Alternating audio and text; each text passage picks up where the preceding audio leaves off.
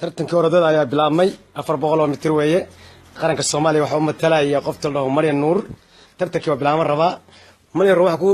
Maryan Nuur waxaan ku rajaynaynaa guul insha Allah xabad la riidi rabaa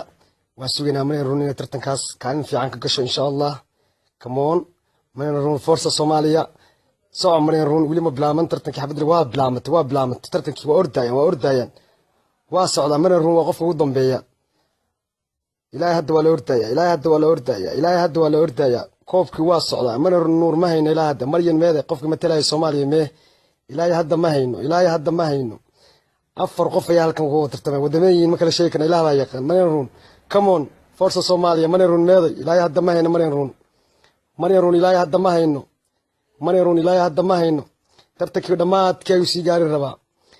دمات كيو سيجاري ربا مريم وكتوه رسول ديري كانت تستحسن قلب مع هذاك وقلي ويش كمان مريرون لحدي وقف ترتمي واك قفك تتبادل ومريرون ولا يا لحدي وكوا وحير بس كجرا لحدي